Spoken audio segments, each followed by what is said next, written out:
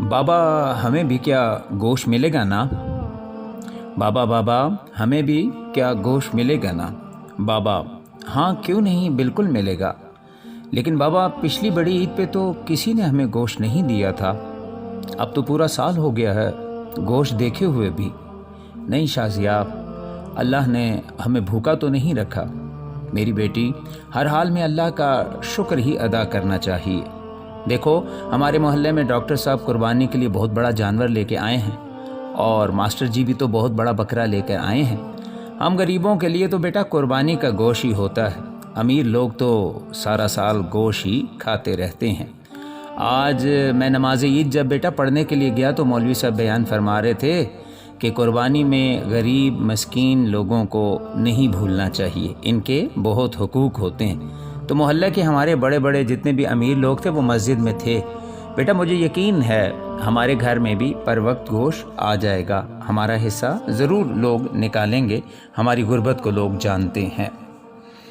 خیر شازیہ کا باپ یہ باتیں واپس آ کر اپنی بیٹی کو اس کے سوال کے جواب میں بتا رہا تھا کہ کیا بابا ہمارے گھر گوشت آئے گا کہ نہیں آئے گا۔ گھنٹہ بھر کافی دیر انتظار کرنے کے بعد شازیہ بولی، بابا ابھی تک دروازے پر دستک نہیں ہوئی، ابھی تک کوئی بھی دروازے پر نہیں ہوا، دیکھیں 10-11 بج چکے ہیں، کیا کسی نے بھی قربانی ذبح ابھی تک نہیں جانور کی ہے؟ تو بابا نے سر جھکا لیا، پھر وہ کہنے لگی دیکھیں نا بابا ابھی تک گوشت نہیں آ رہا۔ بڑی بہن رافیہ بولی، چپ ہو جاؤ شازیہ، بابا کو بار بار تنگ نہ کرو۔ وہ چپ چاپ دونوں بیٹیوں کی باتیں سنتا رہا اور نظر انداز کرتا رہا۔ غربت نے سکھا دی ہے میرے بچوں کو تہذیب، غربت نے سکھا دی ہے میرے بچوں کو تہذیب، سہمے ہوئے رہتے ہیں شرارت نہیں کرتے، سہمے ہوئے رہتے ہیں شرارت نہیں کرتے۔ چپ چاپ دونوں کی باتیں سنتا رہا، نظر انداز کرتا رہا۔ کافی دیر کے بعد جب کہیں سے گوشت نہیں آیا تو شازیہ کی ماں بولی، سنیے میں نے تو پیاز ٹماٹر بھی کاٹ دیے ہیں، لیکن کہیں سے ابھی تک گوشت نہیں آیا، دوپہر 12 سے اوپر کا وقت ہو چکا ہے، بچے صبح سے گوشت کے انتظار میں ہیں، کہیں ایسا تو نہیں کہ ہمارے محلے والے ہمیں بھول گئے ہوں؟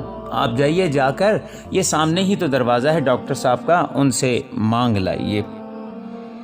شازیہ کی ماں، تمہیں تو پتا ہے کہ میں نے آج تک کبھی کسی سے مانگا نہیں ہے، اللہ کوئی نہ کوئی سبب پیدا کر دے گا، تم صبر کرو۔ جب دوپہر گزرنے کے بعد ظہر کی نماز پڑھ کر شازیہ کا بابا گھر لوٹا اور وہ بڑھ بڑھ کر سب سے مسجد میں سلام کرنے کی کوشش کر رہا تھا کہ شاید کوئی ہماری دل کی تمنا کو پا لے، شاید کوئی مجھے بھول گیا ہو تو اب دیکھ کے کہے کہ یار تمہارا گوشت رکھا ہوا میں بھی تمہارے گھر بھجواتا ہوں، لیکن کسی ایک نمازی نے بھی ایسا نہیں کہا۔ وہ سر جھکا کر واپس اپنے گھر کی طرف آیا۔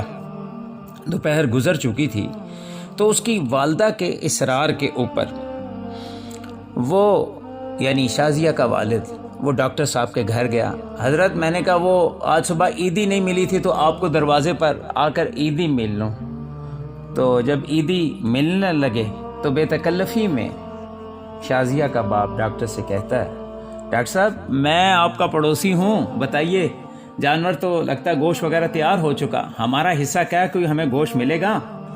یہ سننا تھا کہ ڈاکٹر صاحب کا رنگ لال پیلا ہونے لگا، غصے اور حقارت سے بولے، پتہ نہیں کہاں کہاں سے آ جاتے ہیں لوگ گوشت مانگنے کے لیے، منہ دیکھیں ان کا کیا ہے، عید کے بہانے مانگنے آ جاتے ہیں۔ تراق کر کے دروازہ بند کر دیا۔ غربت انسان کو اپنے ہی شہر میں ایسا اجنبی بنا دیتی ہے، غربت انسان کو اپنے ہی شہر میں ایسا اجنبی بنا دیتی ہے کہ لوگ پہچاننے سے انکار کر دیتے ہیں۔ توہین کے احساس سے شازیہ کے والد کی آنکھوں میں آنسو آ گئے، بوجھل قدموں سے چل پڑا، راستے میں ماسٹر جی کے گھر کی طرف قدم اٹھے، وہاں سے بھی دستے سوال انہوں نے کیا، لیکن ماسٹر جی نے گوشت کا سن کر عجیب نظروں سے انہیں دیکھا اور چلے گئے۔ تھوڑی دیر بعد ماسٹر صاحب باہر آئے تو شاپر دے کر جلدی سے اندر چلے گئے، جیسے اس نے گوشت مانگ کر گناہ کر دیا ہو۔ گھر پہنچ کر دیکھا تو صرف ہڈیاں اور چربی۔ شام کے 5 بج چکے تھے، خاموشی سے اٹھ کر اپنے گھر میں آ گئے، رونے لگے۔ بیوی آئی، بولی کوئی بات نہیں، آپ غمگین نہ ہو، میں چٹنی بنا لیتی ہوں، بچوں کو وہی کھلا دیں گے۔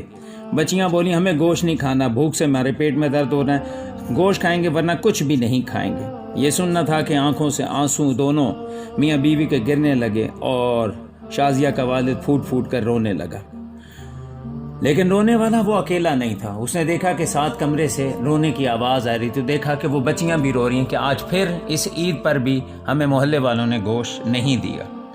اتنے میں دروازے پر دستک ہوئی تو گویا جان میں جان آ گئی۔ پڑوس والے اکرم کی آواز آئی تھی جو سبزی کی ڈیری لگاتا تھا، انور بھائی دروازہ کھولو۔ دروازہ کھولا تو اکرم نے 3-4 کلو گوشت کا شاپر پکڑا دیا، بولا گاؤں سے چھوٹا بھائی لایا ہے، اتنا گوشت ہم اکیلا نہیں کھا سکتے۔ میں نے کہا بھائی کو دے دوں، بھائی تم بھی کھا لینا۔ خوشی اور تشکر کے احساس سے آنکھوں میں آنسو آ گئے اور اکرم کے لیے دل سے دعائیں نکالنے لگے سارے گھر والے۔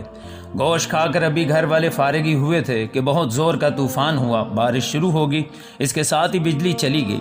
دوسرے دن بھی بجلی نہیں آئی، پتہ چلا تو معلوم ہوا ہمارے محلے کا ٹرانسفارمر جل گیا ہے۔ تیسرے دن چھوٹی شازیہ کو لے کر جب انور صاحب اپنے گھر سے باہر نکلے تو دیکھا کہ ماسٹر جی اور ڈاکٹر صاحب بہت سا گوشت باہر پھینک رہے تھے جو بجلی نہ ہونے کی وجہ سے فریجوں میں پڑے خراب ہو چکا تھا اور اب اس گوشت پر کتے جھپٹ رہے تھے۔ شازیہ بولی بابا کیا یہ قربانی کتوں کے لیے کی جاتی ہے؟ وہ شازیہ کا چہرہ دیکھتے رہ گئے۔ ماسٹر جی اور ڈاکٹر صاحب نے یہ سن کر گردن جھکا لی۔ خدا را احساس کریں غریب اور مسکین لوگوں کا، قربانی فریجیں بھرنے کا نام نہیں، قربانی اللہ کی راہ میں دینے کا نام ہے۔